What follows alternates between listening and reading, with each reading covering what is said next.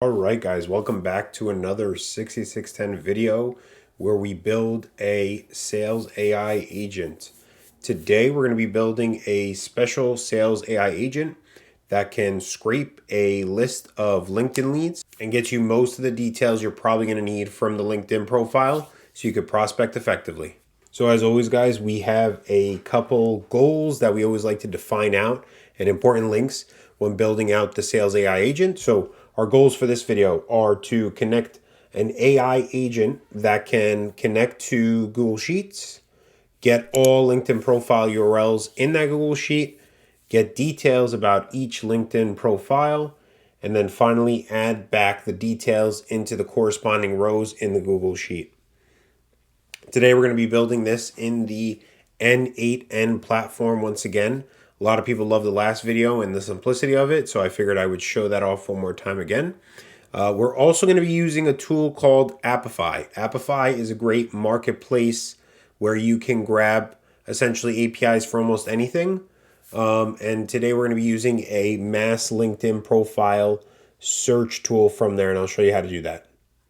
So number one, as always, you should be signed up for N8N and ensure that you have a active profile on there to be able to build them in there, to be able to build your sales AI agent in there.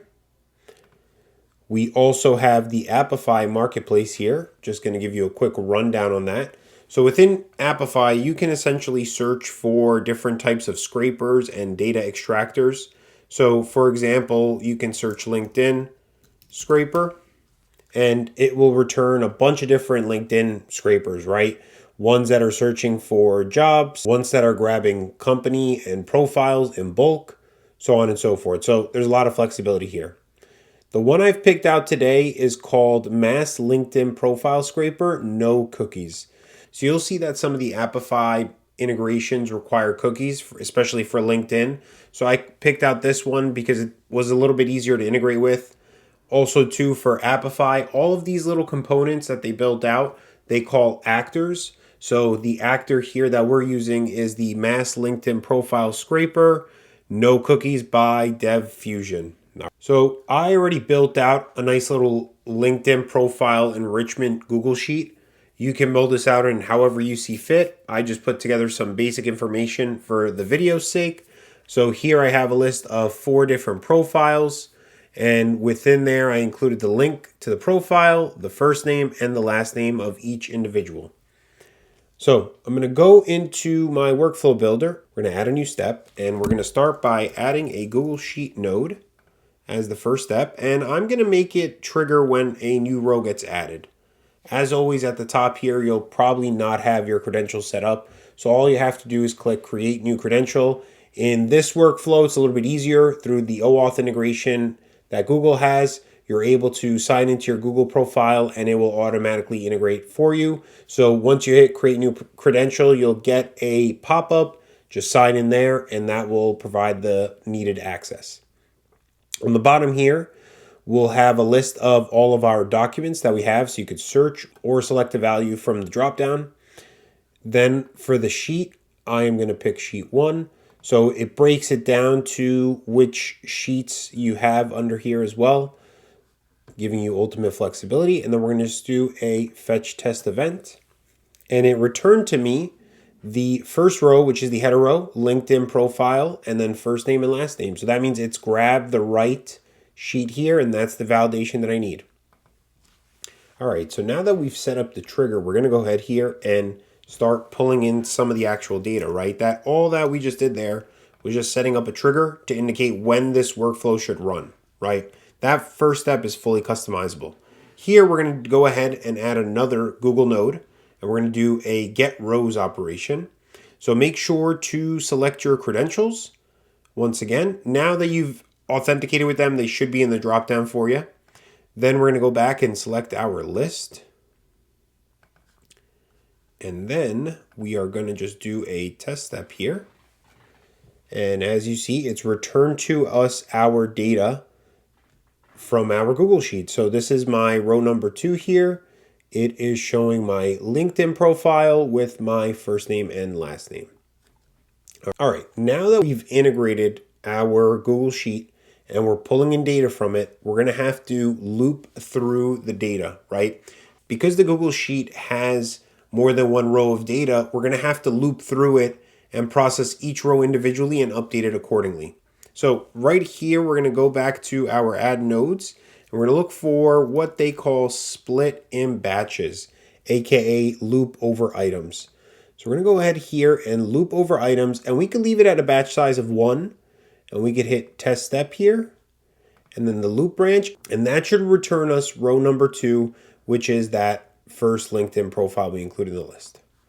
All right, now that we've done that, you'll see here that there is a new section that appears. It says replace me. So now that we have the loop over items set up here, we're going to go ahead and add in a new node to connect our data to Appify. So we're going to add a HTTP request node. And what we're going to do is go back to our Appify actor page and go on the right here to API and hit API endpoints. So there's many different endpoints here that will return to us a ton of different data. But for the purpose of this video, we're going to keep it simple and use the run actor synchronously and get data set items. All right. So what we're going to do here is hit copy. And the beauty of Appify is rather than having you go and grab your API token, it will have your API token already built into the URL by default when you copy it. So when you're grabbing these URLs and you can read up on what each of these do and swap it as you see fit, you just need to confirm the method that is being used on each API endpoint, because that is different and that will alter depending on which API endpoint you are using. In our case, we are using a post request here. So we'll update our method to be post. And then we do not need to include authentication because that's already been included in the URL. However, we do need to add some headers here. So in the headers, we're going to add in content type. And we're going to write in the value application \JSON. So this is basically just saying we're going to be sending over some JSON details over to you. Then we're going to add in a body, and we're going to make that a JSON body. So we're going to go back to our Appify actor page, and by default, you'll land right on the manual option here. So you're going to go ahead and click the JSON object, grab that. And by default, it will say specify body using fields below. We're going to swap that to using JSON. And this JSON object here is pretty straightforward. However, it has the URLs hard-coded, which is something we do not want, right? We want our URLs to be dynamic depending on our objects. So what we're going to go ahead here and do is update our JSON object. So we're going to delete these 2 rows. We're going to add in double parentheses and then drag in our LinkedIn profile variable from the loop over items. All right.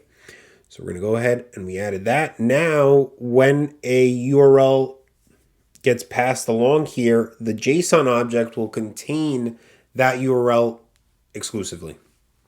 So we're going to do test step here. And we should get a response back with some details about my LinkedIn profile. And there you go. So it returned to me some details that it scraped from LinkedIn, such as my country, my headline. There are links to the images that are on my profile, my about me, etc. So you have a lot of great data here that you can be using and utilizing. During this step for the matching process, it would be very valuable to grab the identifier that you want to use to match data and add that to your sheet as a column.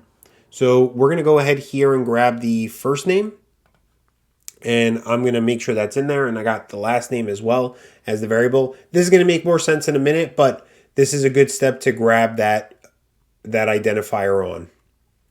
All right, now that we've done that, we now have details about our LinkedIn profile. We're going to go ahead and fill that data into our Google Sheet. So I'm going to hit Google Sheets here.